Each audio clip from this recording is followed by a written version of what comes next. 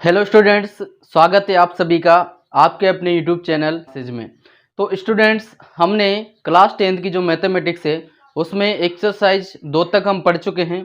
आज से स्टार्ट करेंगे हम एक्सरसाइज 3, जिसका नाम है दो चर वाले रैखिक समीकरण युग्म। तो देखिए, इसमें सबसे पहले हम इसका बेसिक पढ़ेंगे, उसके बाद इसकी जो एक्सरसाइज है उनके क्वेश्चन करेंगे। तो इसका बेसिक हम देख लेते हैं। प्रश्नावली का नाम है दो चर वाले रैखिक समीकरण युग्म। तो देखो, यहाँ पर शब्दों को समझे। क्या है कि दो चर वाले, क्या दो तो चर होना चाहिए और रैखिक रैखिक होना चाहिए, समीकरण भी होना चाहिए, और युग्म युग्म का मतलब जोड़ा। तो इसका मतलब क्या हुआ कि दो तो चर होने चाहिए और समीकरणें कितनी होनी चाहिए, दो होनी चाहिए। जब उन दोनों को हम साथ लेंगे तब हम क्या बोलेंगे, दो चर वाले रैखिक समीकरण युग्म।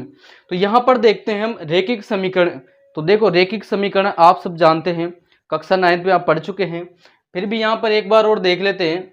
जैसे मान लो दो चर में रैखिक समीकरण किसे कहेंगे हम, जैसे ऐसी समीकरण, क्या एक ऐसी समीकरण जिसे हम ax प्लस by प्लस सी बराबर 0, क्या ऐसी समीकरण है जिन्हें हम ax प्लस by प्लस सी बराबर 0 के रूप में लिख सकें, तो उसे हम क्या कहेंगे, चर कौन सा है यहाँ पर, x और y। तो ये समीकरण क्या है, चर x और y में क्या है, एक रैखिक समीकरण है। यहाँ पर a b c क्या होते हैं, a b c वास्तविक संख्याएं होती है। क्या होती हैं, वास्तविक संख्याएं। और यहाँ पर a और b का मान क्या नहीं होना चाहिए, 0 नहीं होना चाहिए। या इससे ये भी बोल सकते हैं कि a1 square plus b1 square is not equal to 0 होना चाहिए। तो ऐसी समीकरण है जिन्हें हम ax प्लस by प्लस सी बराबर 0 के रूप में व्यक्त कर सकते हैं, उन्हें क्या कहते हैं हम, दो चरों में एक रैखिक समीकरण। अब युग्म का मतलब क्या हुआ, युग्म क्या कैसे बोलेंगे इसको, देखो, दो चर वाले रैखिक समीकरण युग्म, दो चर वाले रैखिक समीकरण युग्म। तो देखो, जब यहाँ पर दो समीकरणें हम लेंगे, क्या लेंगे, a1x plus b1y plus c1 बराबर 0, एक लेंगे a2x plus b2y plus c2 बराबर 0। यहाँ पर प्रतिबंध क्या होना चाहिए, प्रतिबंध होना चाहिए a1 b1 c1 a2 b2 c2। ये तो क्या हो गई हमारे पास, वास्तविक संख्याएं। क्या होंगी, वास्तविक संख्याएं। ठीक है। और इसमें एक और कंडीशन क्या होना चाहिए कि a1 square plus b1 square is not equal to 0 और a2 square plus b2 square is not equal to 0। तो ये जो रूप होगा, ये जो युग्म होगा, इसे हम क्या बोलेंगे, दो चर वाले रैखिक समीकरण युग्म। इसमें चर हो गए x और y, ये दो समीकरण हो गई। अगर हम इनको एक साथ लेंगे तब इसको क्या बोलेंगे, दो चर वाले रैखिक समीकरण युग्म। ये तो हो गया हमारे पास रैखिक समीकरण युग्म, ये इसका मानक रूप है। यहाँ पर देखो a1 b1 b2 c1 c2, इनका मान जो है कुछ भी हो सकता है। यहाँ पर क्या होगा, वास्तविक संख्या है, इनका मान वास्तविक संख्या होंगी। और ये इसका मानक रूप है, इसको बोलेंगे हम दो चर वाले रैखिक समीकरण युग्म। अब आगे हम देखते हैं कि इनको सॉल्यूशन कैसे करेंगे। सॉल्यूशन मतलब यहाँ पर हम x और y के मान कैसे प्राप्त करेंगे। तो इस एक्सरसाइज में आपको मेनली दो विधियां दी गई हैं, वो मैं यहाँ पर बता देता हूँ आपको। पहली विधि क्या है, पहली विधि है, यहाँ लिखेंगे समीकरण युग्म हल करने की विधि, हल करने की विधियां। देखो, पहली विधि क्या है, पहली विधि है ग्राफीय विधि। क्या है पहली विधि, ग्राफीय विधि। देखो, इस ग्राफीय विधि में क्या होता है, हमारे पास जो रैखिक समीकरण युग्म दिया हुआ आता है उसका हम क्या करते हैं, ग्राफ बनाते हैं।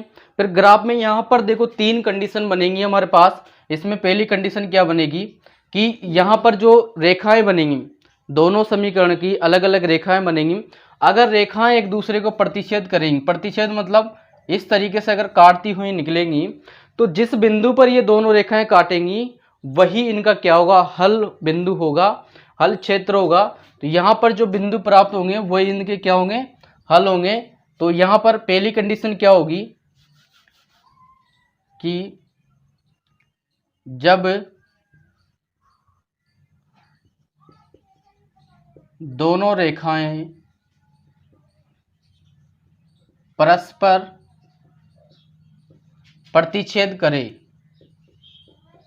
परस्पर प्रतिच्छेद करें तो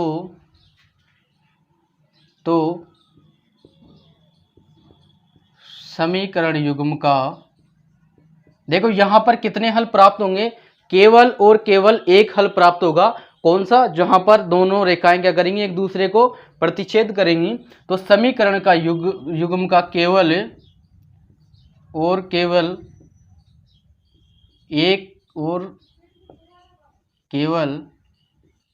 एक हल होता है, एक हल होता है। हल कौन सा होगा, प्रतिच्छेद बिंदु। कौन सा, प्रतिच्छेदी बिंदु क्या होगा, इसका हल होगा। ठीक है, प्रतिच्छेदी बिंदु इसका क्या होगा, हल होगा। और इस कंडीशन में जो रैखिक समीकरण युग्म है वो क्या होंगी, संगत होंगी। आपसे जब क्वेश्चन हम सोल्व करेंगे तब आपको समझ में आ जाएगा। और यहां पर क्या होगा, समीकरण युग्म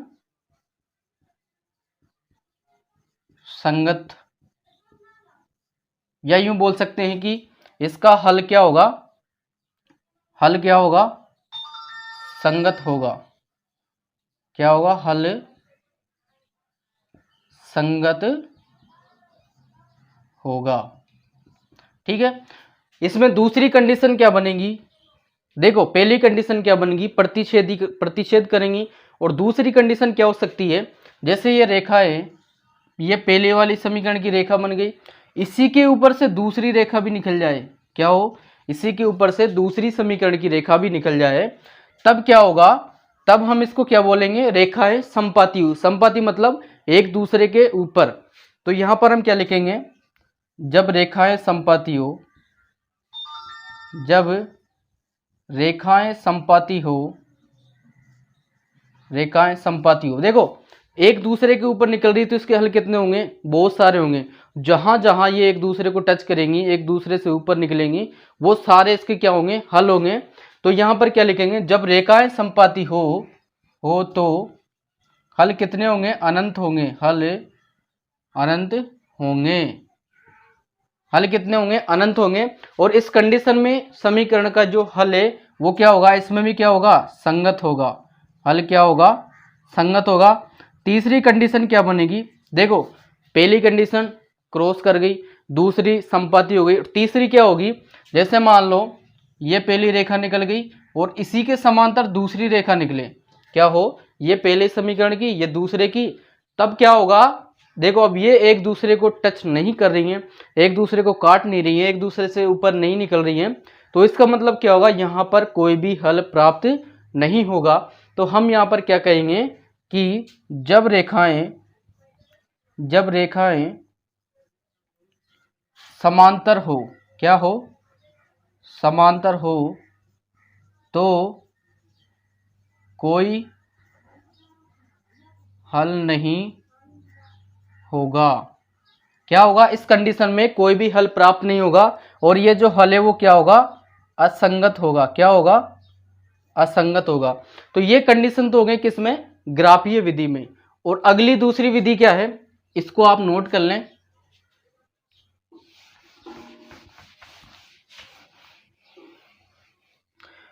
इसकी दूसरी विधि क्या है, दूसरी विधि है बीज गणितीय विधि। क्या है, बीज गणितीय विधि, बीज गणितीय विधि। देखो इस बीज गणितीय विधि में हम क्या करेंगे, इसको डायरेक्टली सोल्व करेंगे। इसमें और भी विधियां आती हैं, जैसे इसमें पहली विधि आएगी प्रतिस्थापन विधि। जब हम सवाल सोल्व करेंगे इन विधियों से तो आपको अच्छे से समझ में आ जाएंगी ये प्रतिस्थापन विधि। और दूसरी क्या होगी, दूसरी होगी विलोपन विधि। क्या होगी, विलोपन विधि, विलोपन विधि। और तीसरी क्या होगी, वज्र गुणन विधि। क्या होगी, वज्र गुणन विधि, विधि। देखिए अब सोल्व करेंगे हम एक्सरसाइज 3.1 के क्वेश्चंस को। तो देखिए इसमें पहला क्वेश्चन है, पहला क्वेश्चन क्या है कि आफताब अपनी पुत्री से कहता है, क्या आफताब अपनी पुत्री से कहता है कि 7 वर्ष पूर्व मैं तुमसे 7 गुनी आयु का था। ये क्या बोल रहा है कि 7 वर्ष पूर्व मैं तुमसे 7 गुनी आयु का था, अब से 3 वर्ष बाद मैं तुमसे केवल 3 गुनी आयु का रह जाऊंगा। फिर क्या पूछा गया है कि इस स्थिति को बीजगणितीय व ग्राफीय रूपों में व्यक्त कीजिए। देखिए यहाँ पर क्या बोला गया है, हिंदी में ये क्वेश्चन दिया, इसको हमें क्या करना है, समीकरण रूप में बदलना है और ग्राफीय रूप में भी व्यक्त करना है। तो यहाँ पर देखिए, यहाँ पर हिंदी आपको अच्छे से समझ में आना चाहिए। देखिए इस एक्सरसाइज में इसी तरह के क्वेश्चन आएंगे और एग्जाम के लिए भी ये बहुत इंपॉर्टेंट क्वेश्चन है। तो यहाँ पर देखो कि जो यहाँ पर कुछ भी नहीं दिया हुआ है, चर हम x और y लेंगे। तो यहाँ पर देखो आफताब अपनी पुत्री से कहता है 7 वर्ष पूर्व में, तो यहाँ पर क्या करेंगे, एक की आयु हम मान लेंगे और दूसरे की भी हम मानेंगे। तो सबसे पहले किसकी हम मानेंगे, देखिए जिसका संबंध दिखा रखा है, देखो संबंध किससे दिखा रखा है, 7 वर्ष पूर्व में, मैं मतलब आफताब से। तो हम क्या मानेंगे, आफताब की आयु कितनी मानेंगे, x वर्ष मानेंगे और उसकी पुत्री की कितनी मानेंगे, y वर्ष मानेंगे। फिर हम जो कंडीशन दे रखी है उस कंडीशन को अप्लाई करके यहाँ पर हम समीकरण बनाएंगे। तो यहाँ पर देखो इसका सॉल्यूशन के लिए क्या करेंगे, देखो यहाँ पर हम क्या करेंगे, माना आफताब की आयु, क्या, आफताब की आयु बराबर कितनी है, 1 वर्ष से, ठीक है। और उसकी पुत्री की तथा पुत्री की आयु बराबर कितनी है, y वर्ष है, ठीक है। अब यहाँ पर 2 कंडीशन इसने दिए, एक तो 7 वर्ष पूर्व की और एक 3 वर्ष बाद की। तो हम पहली कंडीशन यहाँ पर लेते हैं, क्या लेते हैं, कंडीशन 1।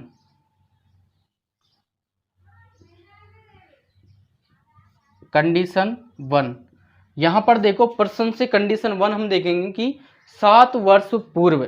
अब देखो इसकी वर्तमान आयु कितनी है, x वर्ष है और पुत्री की कितनी है, y वर्ष है।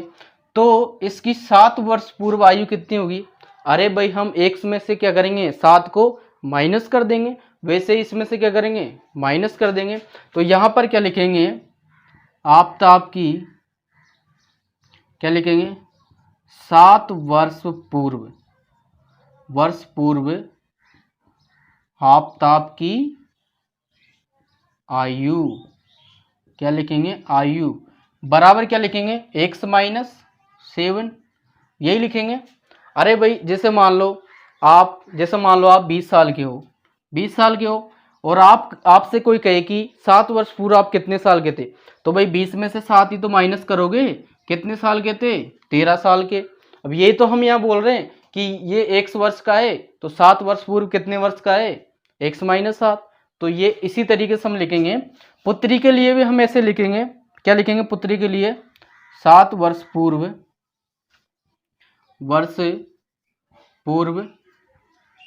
पुत्री की आयु, इसकी देखो y वर्ष है तो 7 वर्ष पूर्व कितनी होगी, y माइनस 7 होगी, यही तो होगी। तो यहाँ से देखो अब कंडीशन हम लगाएंगे, यहाँ पर कंडीशन 1 में क्या बोला गया है कि 7 वर्ष पूर्व, ये हमने आयु निकाली। अब क्या बोला गया कि 7 वर्ष पूर्व मैं तुमसे 7 गुनी आयु का था, कौन, आफताब।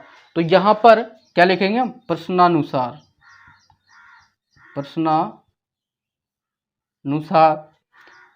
यहाँ लिखेंगे हम आफताब, यहाँ क्या लिखेंगे 7 वर्ष पूर्व। देखो यहाँ पर x माइनस 7, देखो ये किसके बराबर है, क्या बोला गया है, मैं तुमसे 7 गुनी आयु का था, किससे, पुत्री से। तो 7 वर्ष पूर्व पुत्री की आयु कितनी है, y माइनस 7। तो 7 गुना मतलब इसका 7 गुना कितना 7 y माइनस 7। ये बात समझ में आई सबको, नहीं आई तो एक बार और देख लो। देखो क्या बोला गया है कि 7 वर्ष पूर्व में, कौन बोल रहा है, आफताब। 7 वर्ष पूर्व आफताब की आयु ये हो गई, किसके बराबर है, उसकी पुत्री की आयु, मतलब 7 वर्ष पूर्व ये आयु इसका कितना है 7 गुना है, ये हो गया। अब यहाँ पर हम इसको क्या करते हैं, थोड़ा सा सोल्व कर लेते हैं, इससे क्या होगा एक समीकरण युग्म बनेगा। तो यहाँ पर देखो इधर कितना है x माइनस 7, और यहाँ पर देखो गुणा का मतलब, इस कोष्टक का मतलब क्या होता है, गुणा करना। तो इस 7 को अंदर गुणा करेंगे तो 7 का गुणा y से होगा तो कितना आएगा 7y, माइनस इस 7 का गुणा 7 से होगा तो कितना आएगा 49, यही आएगा। अब इसके बाद देखो, इसके बाद हम इस टर्म्स को इस साइड पे ले आते हैं क्योंकि हमें इक्वल 0 लाना है। तो इसको इस टर्म में लाएंगे तो इधर कितना है x माइनस 7। अब देखो यहाँ पर ये सारे टर्म्स किस में है, प्लस में है, इधर आएंगी तो चिन्ह चेंज होंगे।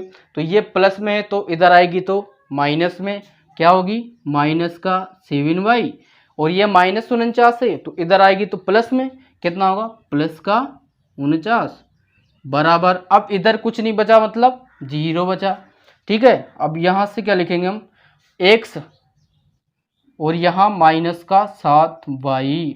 अब यहाँ पर देखो माइनस का 7 और प्लस का 49 क्या होगा भाई, अरे घटेंगी ना।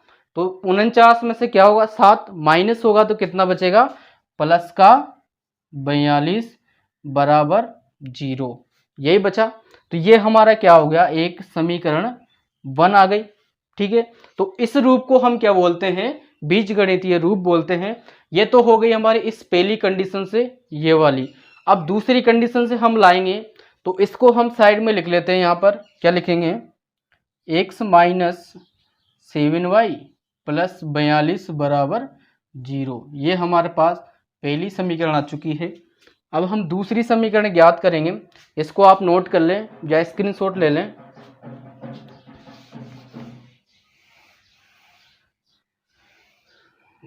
यहाँ पर क्या लिखा था, तथा पुत्री की आयु बराबर y वर्ष। अब देखो कंडीशन सेकंड से, कहाँ से, कंडीशन सेकंड से क्या बोला है कि अब से 3 वर्ष बाद, अब देखो जैसे आप 20 साल के हो, अब आपसे पूछा जाए कि अब से 3 साल बाद, मतलब 3 जोड़ेंगे इसमें तो कितना आएगा 23 साल, ऐसे इसमें होगा।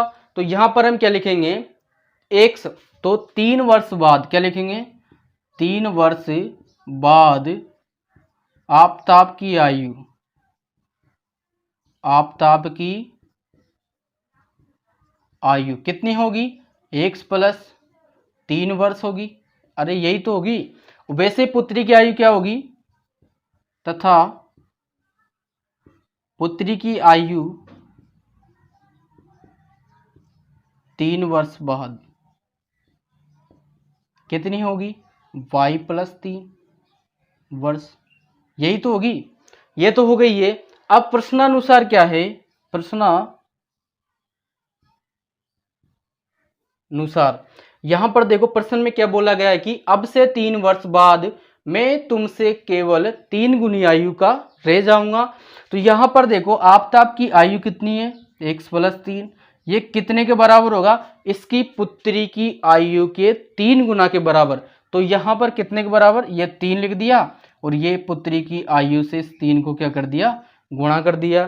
तो ये कंडीशन समझ में आई। ये हो गई आफताब की आयु कब 3 वर्ष बाद, और ये किसके बराबर होगी, इस पुत्री की, इसकी पुत्री की 3 वर्ष बाद की उम्र के 3 गुना के बराबर क्या होगी, 3 गुना के बराबर होगी। तो ये हो गई कंडीशन। इसको थोड़ा सोल्व कर लेते हैं। यहाँ आएगा x प्लस 3 बराबर, देखो ये 3 अंदर गुणा होगा तो 3 इंटू वाई प्लस 3 का गुणा 3 से 9, इसको हम इस साइड पे ले आते हैं तो x प्लस 3। अब देखो यहाँ पर तीन वाई किसका है, प्लस का है।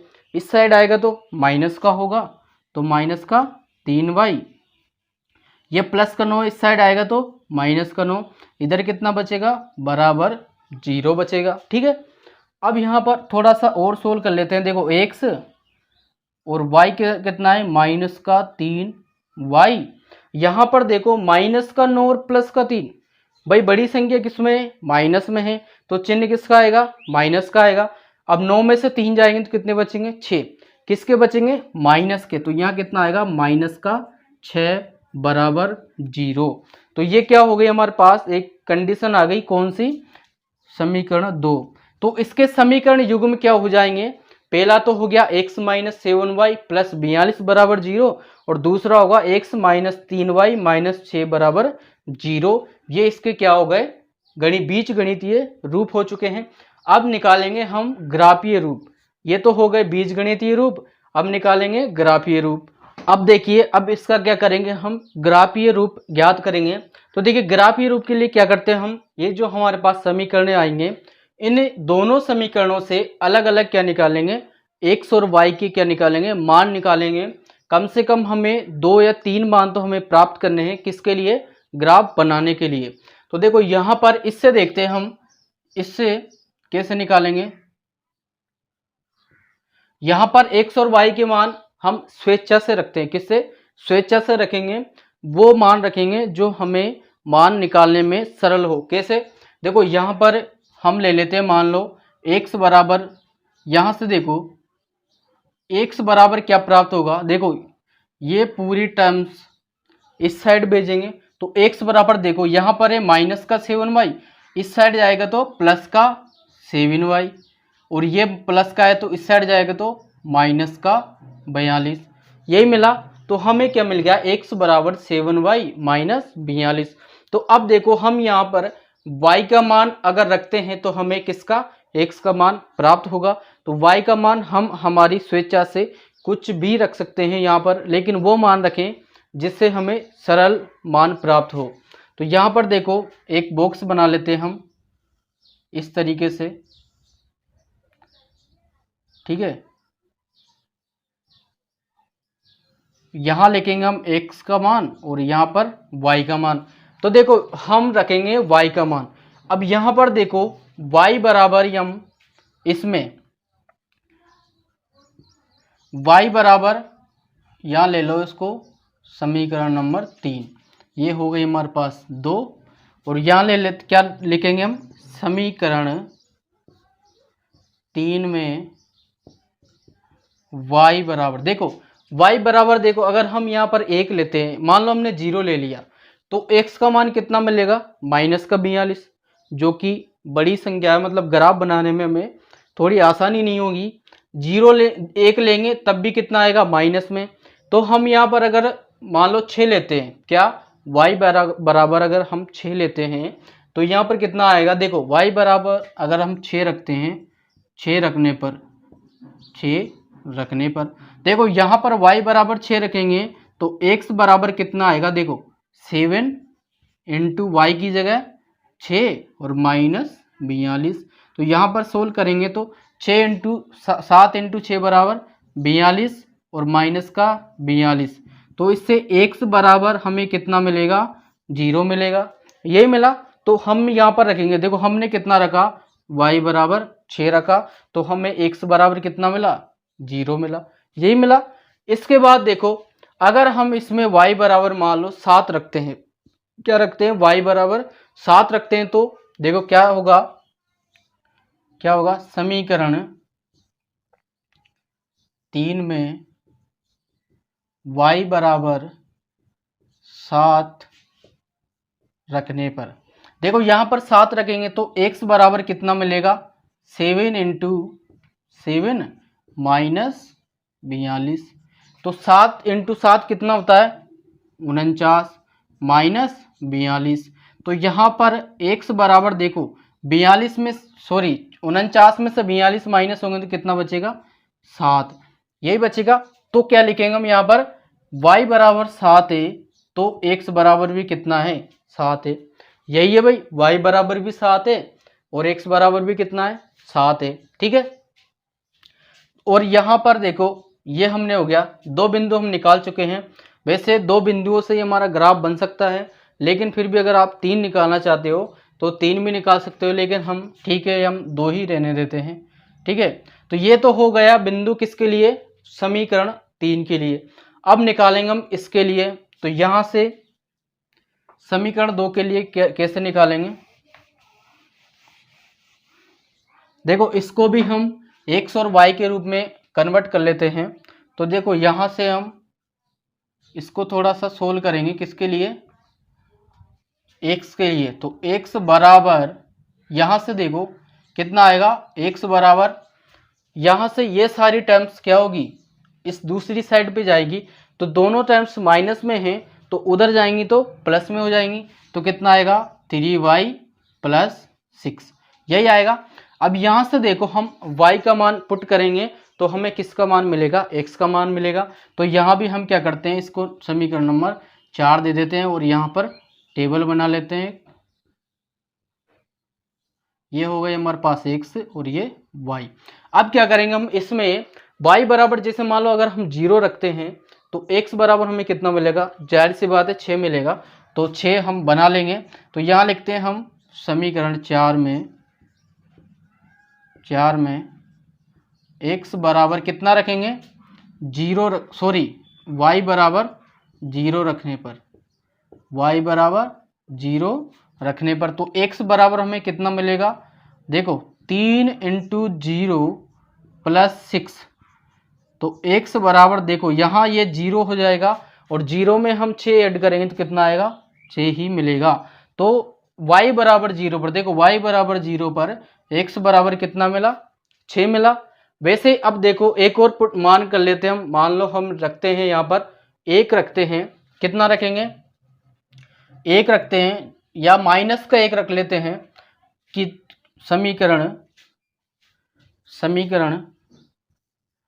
4 में y बराबर -1 रखने पर, क्या -1 रखने पर, तो x बराबर कितना मिलेगा, देखो 3 इंटू -1, y की जगह -1 प्लस 6, यही आया।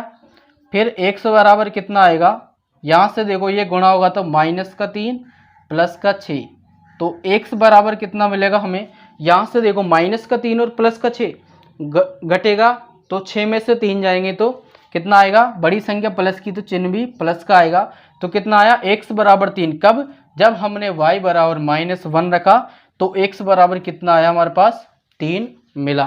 ठीक है, ये हो गई समीकरण 4 के लिए। अब हमारे पास दोनों समीकरणों के बिंदु आ चुके हैं, तो हम क्या करेंगे, एक ग्राफ इसका बनाएंगे। हमसे ग्राफ के लिए पूछा गया है तो हम यहाँ पर ग्राफ बनाएंगे इसका। देखो इसको भी हम यहाँ लिख लेते हैं, x y 6 0 3 -1। अब क्या करेंगे हम यहाँ पर इसका ग्राफ बनाएंगे। तो ग्राफ के लिए देखो आपने कक्षा 9th में आप पढ़ चुके हैं ग्राफ किस तरीके से बनाते हैं, नहीं भी आता है तो आप एक बार देख लें। देखो ये जो क्षैतिज रेखा होती है इसको हम क्या बोलते हैं, एक्स अक्ष, क्या बोलते हैं, एक्स अक्ष।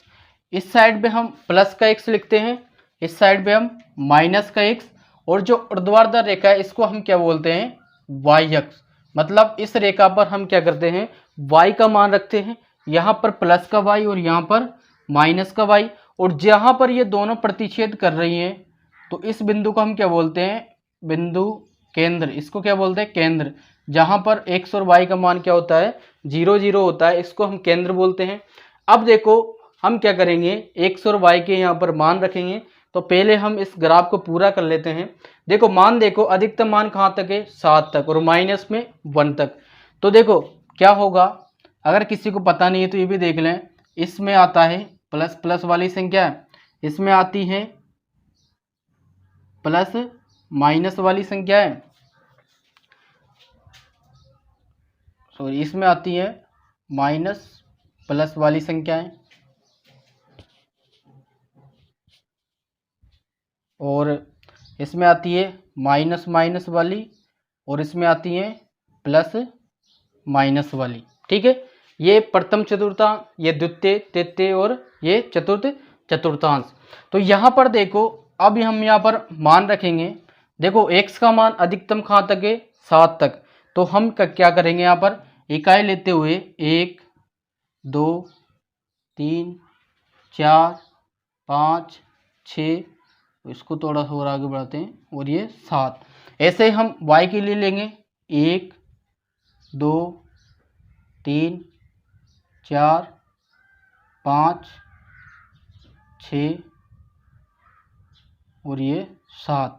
देखो, जब आप इसको जो ग्राफ आता है, जो मार्केट में जो ग्राफ आता है, अगर उस पर आप स्केल से बनाएंगे तो ये बहुत ही अच्छा बनेगा। और यहाँ पर माइनस में कितना है, केवल 1 तक है।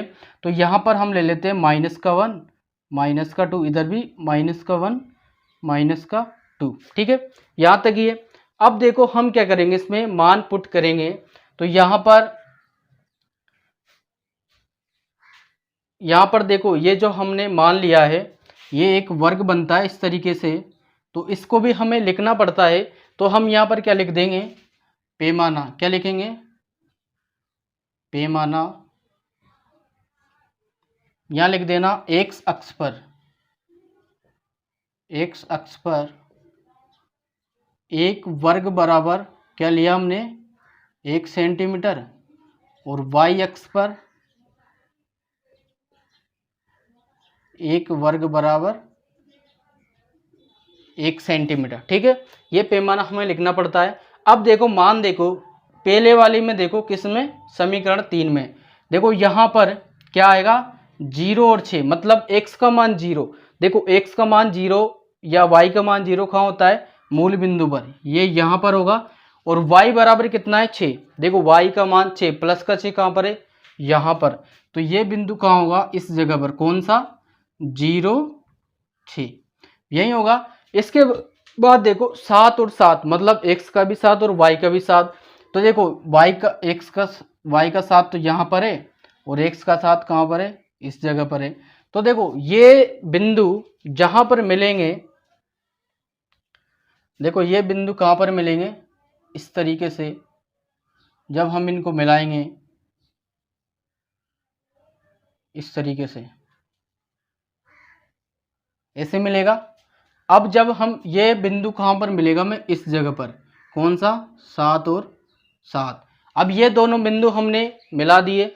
अब इसमें ग्राफ बनाने के लिए हम क्या करेंगे, यहाँ पर देखो इस पैमाने को मैं हटा देता हूँ, आप लिख लेना इसको।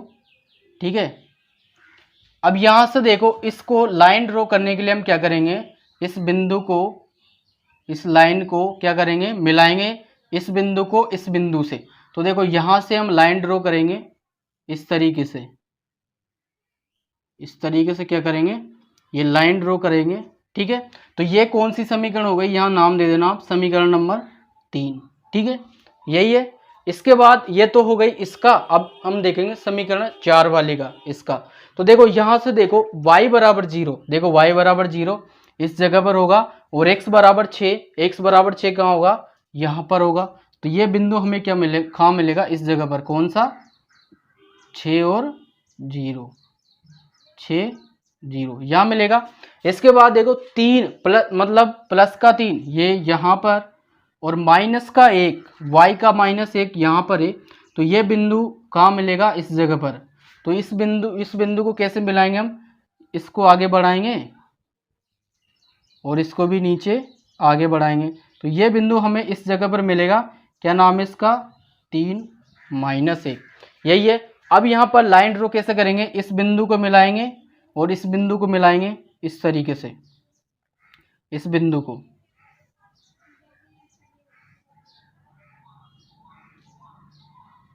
इस तरीके से।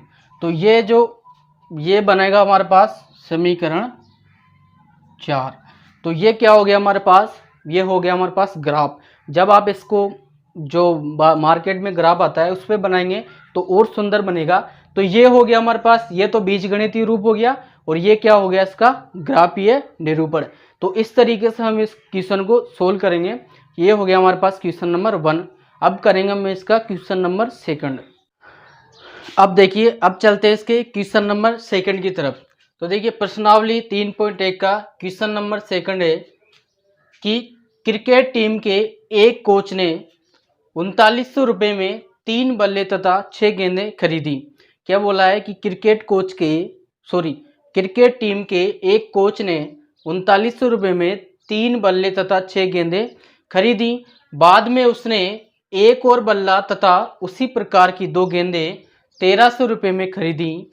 इस स्थिति को बीजगणितीय तथा ज्यामितीय रूप में, ज्यामितीय मतलब ग्राफीय रूप में व्यक्त कीजिए। तो देखो यहाँ पर हिंदी रूप में इसने दे रखा है, इसको हमें क्या करना है, बीजगणितीय मतलब चर के रूप में हमें इसको बदलना है। तो हम यहाँ पर एक चर लेंगे x और y। तो देखिए इसका सॉल्यूशन कैसे करेंगे, यहाँ पर लिखेंगे हम। यहाँ पर देखो क्या बोला गया है, 3 बल्ले और 6 गेंदें।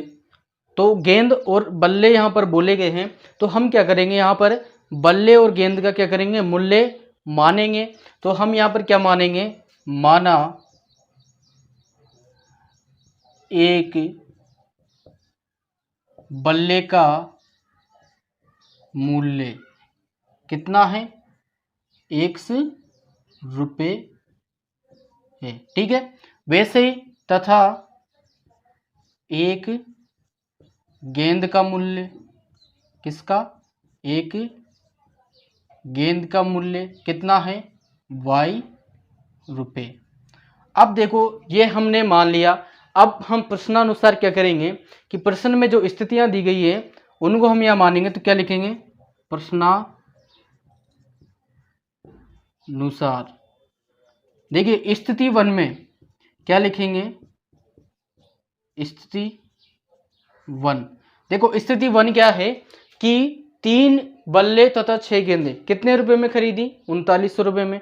इसको हम समीकरण में कैसे लिखेंगे, देखो सबसे पहले क्या लिखेंगे, 3 बल्ले। देखो एक बल्ले का मूल्य 100 रुपये, तो 3 का कितना हुआ, 3 इंटू x होगा, यही तो होगा ना। जैसे मान लो एक पेन का मूल्य है 5 रुपये है, तो इसी रेट के 3 पेन कितने में आएंगे, 3 इंटू 5 में तो आएंगे ना, मतलब 15 रुपये में आएंगे। वैसे यहाँ करेंगे तो क्या लिखेंगे हम, इससे क्या लिखेंगे, 3x ये लिखेंगे। और साथ में कितनी है, 6 गेंदें। भाई दोनों चीज़ें खरीदी है ना, तो क्या करेंगे, जोड़ेंगे, तो प्लस लिखेंगे 6 गेंदें। देखो एक गेंद का मूल्य कितना है, y है, तो 6 गेंद का मूल्य 6y होगा। तो क्या लिखेंगे हम यहाँ पर, 6y बराबर, ये कितने के बराबर है, 3900 के बराबर है। मतलब क्या हुआ, हमने 3 बल्ले और 6 गेंदें दोनों कितने रुपए में खरीदी, 3900 रुपये में। तो ये हमारे पास क्या बन गई, एक रेखिक समीकरण, मतलब ये हमारे पास बीजगणितीय रूप बन चुका है। वैसे देखो दूसरी स्थिति में क्या लिखेंगे हम, स्थिति 2। देखो स्थिति 2 से क्या होगा, क्या बोला कि एक और बल्ला तथा उसी प्रकार की 2 गेंदें। देखो एक बल्ले का मूल्य कितना है, x है, प्लस गेंदें कितनी खरीदी, 2 खरीदी, बराबर कितने रुपए में खरीदी, 1300 रुपये में। कितने में, 1300 रुपये में। तो इस तरीके से क्या हुआ, ये हमारा क्या बनेगा, ये भी दूसरी समीकरण बनेगी। मतलब ये दोनों चीज़ें क्या हो गई, बीजगणितीय रूप हो गया। उसके बाद इसने क्या पूछा है, ज्यामितीय रूप। तो ज्यामितीय रूप के लिए हम क्या करते हैं, इसके पॉइंट्स लेंगे, इसके बिंदु निकालेंगे, फिर इसको ग्राफ में हम लिखेंगे। तो यहाँ पर देखो इसके बिंदु हम निकाल लेते हैं। समीकरण 1 से देखो, समीकरण 1 से यहाँ से देखो उसी तरीके से x का मान या y का मान हम यहाँ पर लेंगे। तो देखो यहाँ से क्या आएगा, 3x बराबर, देखो ये इधर है 3900 और ये 6y उस साइड जाएगा तो माइनस का 6y, यही होगा। इसके बाद देखो यहाँ से अगर हम इसमें पूरी समीकरण में 3 का भाग दे दें, देखो 3 का भाग 3 में भी चला जाएगा, 3900 में भी जाएगा और 6 में भी जाएगा। तो हम यहाँ पर क्या करेंगे, यहाँ पर आएगा x, 3 का भाग, 3 का भाग। ये क्यों दे रहे हैं, इसको थोड़ा सरल करने के लिए। तो यहाँ पर कितना आएगा 1300 और यहाँ पर -6y, सॉरी यहाँ पर कितना आएगा माइनस का 2y, यही आएगा। अब यहाँ से देखो माइनस का 2y, अब हम y की वैल्यू पुट करेंगे तो हमें क्या मिलेगा x मिलेगा। तो यहाँ पर इसको हम समीकरण नंबर 3 दे देते हैं। तो क्या लिखेंगे समीकरण 3 में, इसको थोड़ा सा यहाँ से हटा देते हैं,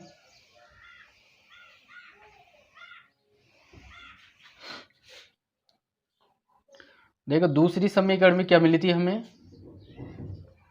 x + 2y बराबर 1300, ठीक है। अब यहाँ से देखो समीकरण 3 में y बराबर, अब देखो y बराबर कितना रखें कि यहाँ पर थोड़ा सरल रूप आए। जैसे मान लो अगर हम y बराबर यहाँ पर 500 रखते हैं, कितना रखें 500 रखते हैं, तो देखो 500 रखेंगे तो ये गुणा होगा तो कितना आएगा 1000, तो 1300 में से 1000 माइनस होंगे तो कितने बचेंगे 300 बचेंगे। तो y बराबर हम क्या ले लेते हैं 500 लेने पर, देखो y बराबर ये 500 लेने पर x बराबर कितना आएगा, देखो x बराबर 1300 माइनस देखो 2 × 500, तो x बराबर कितना मिलेगा 1300 माइनस 1000 बराबर 300। तो इस तरीके से क्या मिला हमें, यहाँ पर इसका बॉक्स बना लेंगे x y, देखो हमने y का मान कितना रखा 500 रखा, तो x बराबर कितना मिला 300 मिला। अब देखो यहाँ पर अगर हम y बराबर 600 रखते हैं, क्या रखें, अगर हम यहाँ पर y बराबर 600 रख दें, क्या रख दें y बराबर 600 रख दें, तो ये कितना आएगा हमारे पास 1200 आएगा, तो ये माइनस होगा तो कितना आएगा 100 आएगा, कितना आएगा 100 आएगा। तो x बराबर हम कितना रख रहे हैं 600, सॉरी y बराबर हमने कितना रखा 600, तो x बराबर कितना आया हमारे पास 100 आया, यही आया। तो ये तो हम बन गए हमारे समीकरण 3 के लिए, ये बॉक्स मिल चुका है। वैसे देखो समीकरण 2 देखो यहाँ पर इसको थोड़ा सा सोल्व करेंगे, इसको चेंज करेंगे x बराबर में, तो x बराबर कितना आएगा 1300 माइनस 2y, कितना आएगा 1300 माइनस 2y, यही आएगा। अब यहाँ पर देखो क्या ये समीकरण और ये समीकरण एक ही है क्या, बिल्कुल भाई, देखो x बराबर 1300 माइनस 2y, x बराबर 1300 माइनस 2y, तो इस समीकरण के लिए भी क्या होगा, इस समीकरण के लिए भी एक ही बिंदु प्राप्त होंगे इसी तरीके के। तो इसके लिए भी क्या बनेगा, हम डायरेक्ट लिख देंगे 300, यहाँ पर 100 और यहाँ पर 500 और यहाँ पर 600, क्या हुआ ये एक ही बन गया। तो मतलब क्या हुआ, दोनों समीकरण एक जैसी हैं तो दोनों के बिंदु भी क्या होंगे एक ही निकलेंगे। इस तरीके से हम इसके बिंदु निकाल लिए। अब इसका क्या करेंगे, हम ग्राफ बनाएंगे। देखो अब इसका ग्राफ बनाते हैं हम, ये हम यहाँ पर इसका ग्राफ खींच लेंगे इस तरीके से, ठीक है। यहाँ पर क्या हो गया x और इधर माइनस का x, इधर y और इधर माइनस का y, ठीक है। यहाँ पर हम पैमाना ले लेंगे, पैमाना क्या लिखेंगे, पैमाना x अक्ष पर, x अक्ष पर देखो 1 वर्ग इकाई बराबर देखो कितना है 100 के रूप में चल रहा है, 100 200 300 400 500 और 600। तो क्या लेंगे 1 वर्ग इकाई बराबर क्या लेंगे 1 सेंटीमीटर। इसी तरीके से y अक्ष पर ले लेंगे 1 वर्ग इकाई बराबर, सॉरी यहाँ पर लेंगे हम 100 सेंटीमीटर, कितना लेंगे 100 सेंटीमीटर, और यहाँ भी क्या लेंगे 100 सेंटीमीटर, ठीक है। अब देखो यहाँ पर 100 सेंटीमीटर लिया, मतलब ये एक बिंदु 100, ये 200, ये 300 400 500 और 600, यही आएगा। वैसे y पे लेंगे 100 200 300 400, 500 और 600। ठीक है, अब यहाँ पर माइनस में कोई वैल्यू है नहीं तो रखो या मत रखो, कोई दिक्कत नहीं है। अब देखो समीकरण बनाते हैं 3 की। देखो x बराबर 300 और y बराबर 500। देखो x बराबर 300 यहाँ पर है, ये इसका मूल बिंदु है 0 0। x बराबर 300 यहाँ पर है और y बराबर 500 कहाँ है, यहाँ पर। जब देखो हम इन दोनों को आगे बढ़ाएंगे तो ये कहाँ पर मिलेंगी, इस जगह पर यही मिलेंगी। तो ये बिंदु हमें कहाँ मिलेगा, इस जगह पर। कौन सा, 500 और 300 वाला। ठीक है, इसके बाद देखो दूसरा क्या है, x बराबर 100। ये x बराबर 100 यहाँ है और y बराबर 600 यहाँ है। तो जब हम इसको मिलाएंगे तो ये कहाँ पर मिलेगा, हमें इस जगह पर यही मिलेगा। इस तरीके से जब इसको मिलाएंगे तो ये बिंदु हमें यहाँ मिलेगा। कौन सा, 100 और 600 यही मिलेगा। अब देखो हम रेखा कैसे बनाएंगे, इन दोनों बिंदुओं को क्या करेंगे, मिलाएंगे। तो इन दोनों बिंदुओं को इस तरीके से मिलाएंगे हम, इस तरीके से। ठीक है, तो ये हो गया हमारे पास समीकरण 3। अब देखो समीकरण 4 के भी क्या है, बिंदु एक जैसे ही, तो ये भी क्या होगा, इन्हीं पर आएगा। तो समीकरण 4 भी क्या होगी, इसी पर निकलेगी भाई। क्या होगी, समीकरण 4 भी इसी के ऊपर होकर निकलेगी। तो ये वाली कंडीशन कौन सी हुई, आपको पता है हमने कंडीशन जो बेसिक पढ़ा था उसमें 3 ही कंडीशन पढ़ी थी, प्रतिच्छेदी, संपाती और समांतर। तो ये कौन सी है, संपाती कंडीशन है। इस कंडीशन में क्या होता है, इसके हल अनेक प्राप्त होते हैं, अनेक मतलब अनंत हल प्राप्त होते हैं। तो इस तरीके से ये क्या हो गया, इसका ग्राफ हो गया। तो इस तरीके से आप इसका क्वेश्चन नंबर 2 सोल्व करेंगे। तो ये हो गया इसका क्वेश्चन नंबर 2। अब करेंगे हम इसका क्वेश्चन नंबर 3। देखिए अब देखते हैं इसका क्वेश्चन नंबर 3। देखिए क्वेश्चन नंबर 3 में क्या बोला गया है कि 2 किलो सेब और 1 किलो अंगूर का मूल्य किसी दिन 160 रुपये था। अंगूर का मूल्य, यहाँ पर एक का मूल्य किसी दिन 160 रुपये था, तो एक महीने बाद 4 किलो सेब और 2 किलो अंगूर का मूल्य कितना है, 300 रुपये हो जाता है। इस स्थिति को बीजगणितीय तथा ग्राफीय रूपों में व्यक्त कीजिए। तो यहाँ पर देखो क्या बोला गया है, किसी दिन 2 किलो सेब और 1 किलो अंगूर, इसका मूल्य कितना था, 160 था। और एक महीने बाद 4 किलो सेब और 2 किलो अंगूर का मूल्य कितना हो जाता है, 300 रुपये हो जाता है। इस स्थिति को बीजगणितीय तथा ग्राफीय रूपों में क्या करना है, व्यक्त करना है। तो यहाँ पर देखो क्या दिया है, सेब और अंगूर। ठीक है, अब यहाँ पर हम क्या मानेंगे, एक सेब का मूल्य मानेंगे और एक अंगूर का मूल्य मानेंगे। फिर जो दिया गया है उस हिसाब से इसको कन्वर्ट करेंगे। देखो यहाँ पर सॉल्यूशन में क्या लेंगे, माना एक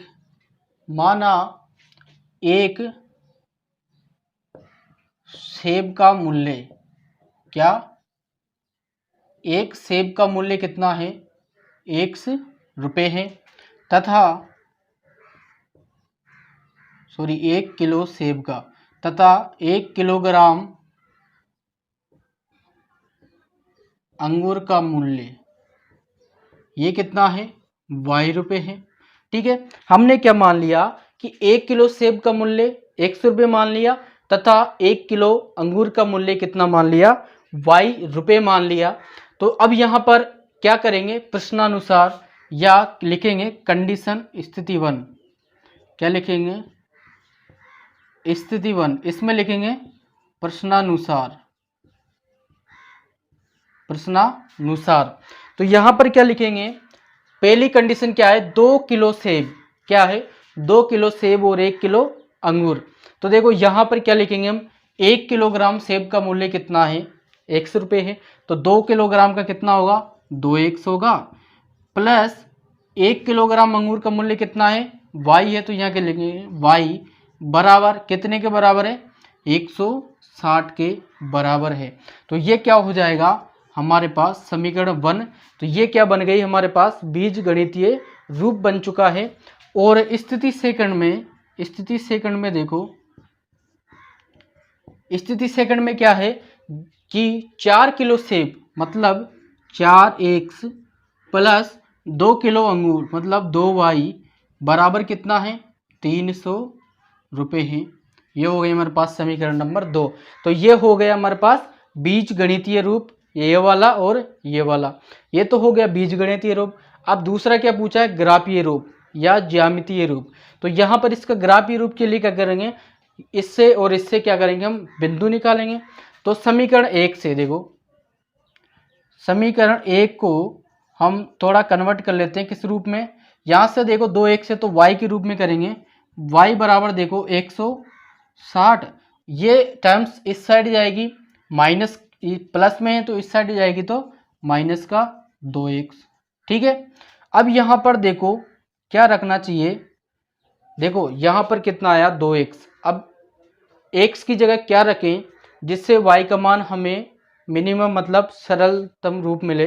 देखो अगर हम यहाँ पर x बराबर मान लो 50 ले लेते हैं या 40 ले लेते हैं, 40 लेंगे तो कितना आएगा 80 आएगा। यहाँ पर 40 80 हो जाएगा, 60 में से 160 में से 80 जाएंगे तो 80 बचेंगे। तो हम यहाँ पर इसको मान लेते हैं समीकरण नंबर 3। तो क्या लिखते हैं, समीकरण 3 में x बराबर 40 रखने पर, देखो x बराबर 40 रखेंगे तो y बराबर हमें क्या मिलेगा 160 माइनस 2 इंटू एक्स बराबर 40 है बराबर 160 माइनस 80 बराबर 80। तो y बराबर कितना मिला हमें 80 मिला। ठीक है। वैसे देखो एक और रख लेते हैं मान, समीकरण 3 में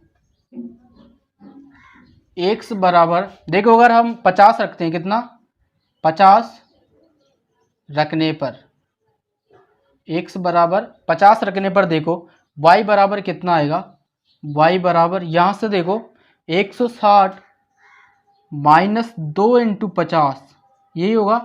तो 160 माइनस 2 को 50 से गुणा करेंगे तो कितना आएगा 100 आएगा। तो 160 में से 100 माइनस जाएंगे तो कितने बचेंगे 60। तो y बराबर कितना बचा हमारे पास 60 बचा। तो इससे समीकरण या इससे हमारे पास बिंदु क्या मिलेंगे,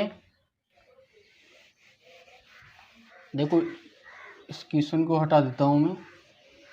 यहां पर देखो बिंदु क्या मिलेंगे हमारे पास समीकरण 3 के लिए। देखो यहां से x और y, हमने x का मान कितना लिया यहाँ पर 40 लिया, तो y बराबर कितना मिला हमें 80 मिला। और हमने x बराबर 50 लिया तो y बराबर 60 मिला। ठीक है। ये तो हो गया समीकरण नंबर 3 के लिए। अब इसको देखो, इसको हम थोड़ा सा चेंज कर लेते हैं। इसको क्या चेंज करेंगे, समीकरण 2 को थोड़ा चेंज कर लेते हैं किस रूप में। देखो यहाँ पर अगर 2 का गुणज है तो हम इसमें 2 का भाग दे सकते हैं। तो 2 का भाग देने पर यहाँ देखो कितना आएगा 2x प्लस यहाँ कितना आएगा y बराबर इधर कितना आएगा, इधर कितना आएगा 150 यही आएगा। तो हम यहाँ पर क्या लिख सकते हैं y बराबर 150, इसको इस साइड लाएंगे तो माइनस का 2y ये रख सकते हैं। इसको समीकरण नंबर हम 4 दे देंगे। ठीक है। यहां से इसको हटा देते हैं।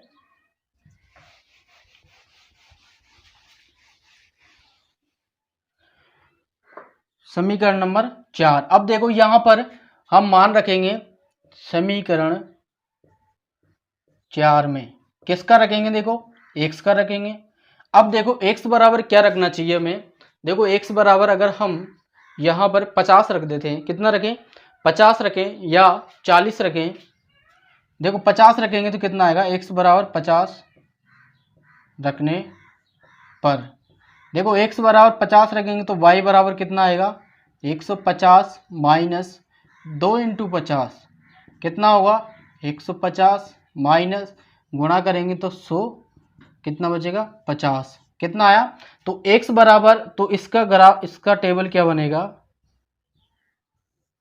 x बराबर 50 रखने पर y बराबर भी 50 आया। वैसे देखो समीकरण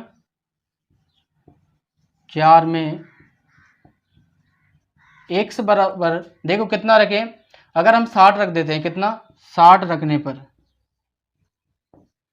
60 रखने पर देखो y बराबर कितना आएगा, यहाँ से देखो 150 माइनस 2 इंटू 60 बराबर देखो 150 माइनस ये कितना हो गया 120, 150 में से 120 गया तो 30 बचेगा।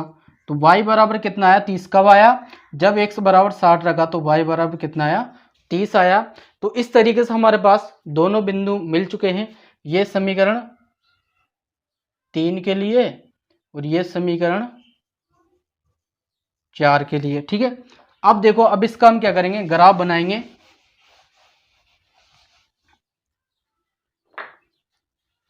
इसका देखिए अब बनाएंगे इसका ग्राफ। तो देखिए ये मैंने ग्राफ बनाया है, इस पर देखो पैमाना क्या लेंगे, देखिए अब बनाएंगे इसका ग्राफ। इसमें ग्राफ इस तरीके से बनाना है आपको, यहाँ पर देखो पैमाना क्या लेंगे, एक्स अक्ष पर लेंगे हम 1 वर्ग इकाई बराबर 20 सेंटीमीटर और वाई अक्ष पर लेंगे 1 वर्ग इकाई बराबर 20 सेंटीमीटर। तो इस तरीके से 20, 40, 60, 80, 100, ऐसे 20, 40, 60, 80, 100। अब देखो समीकरण 3 के लिए देखो x बराबर कितना है 40, x बराबर 40 कहाँ है इस जगह पर, और y बराबर कितना है 80, तो y बराबर 80 कहाँ है इस जगह पर। ठीक है, अब इसको हम इसको दर्शाएंगे, देखो यहाँ पर इसको आगे बढ़ाएंगे और इसको ऊपर बढ़ाएंगे। तो देखो ये बिंदु कहाँ मिलेगा इस जगह पर, कितना 40, 80। ठीक है, अब वैसे देखो x बराबर 50, x बराबर 50 देखो कहाँ होगा 40 और 60 के बीच में इस जगह पर, और y बराबर 60 कहाँ होगा इस जगह पर। तो इन दोनों को हम बढ़ाएंगे आगे, ये कहाँ मिलेगा इस जगह पर। तो ये बिंदु हमारा कौन सा होगा 50 और 60। ठीक है, अब रेखा कैसे बनेगी, इन दोनों बिंदुओं को मिलाने से।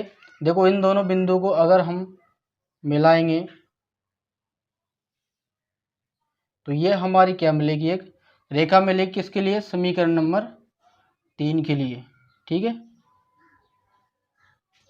अब देखिए अब देखेंगे समीकरण 4 के लिए। देखो समीकरण 4 में x बराबर 50 और y बराबर 50। देखो x बराबर 50 तो यहाँ होगा और y बराबर 50 यहाँ होगा। तो देखो इन दोनों को मिलाएंगे तो ये मिलेंगे इस बिंदु पर, ये हो गया x बराबर 50 और y बराबर 50।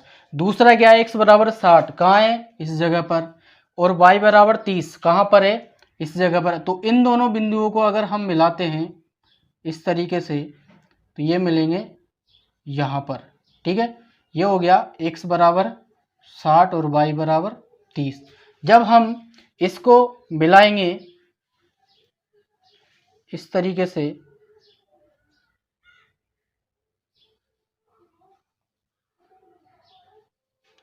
ठीक है, इस तरीके से मिलाएंगे तो ये हो गया हमारे पास समीकरण नंबर 4।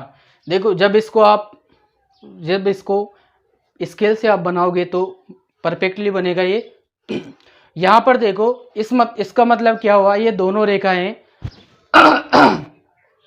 देखो इसका मतलब क्या हुआ, ये दोनों रेखाएं क्या है, देखो क्या दिख रही है, समांतर है। क्या है, समांतर है, एक दूसरे को कहीं भी नहीं काटेंगे, मतलब इसका कोई हल भी नहीं होगा, तो ये आएंगे आपके समांतर। तो इस तरीके से ये क्या हो जाएगा, इसका ग्राफ ये निरूपण हो जाएगा। तो ये हो गया इसका क्वेश्चन नंबर 3।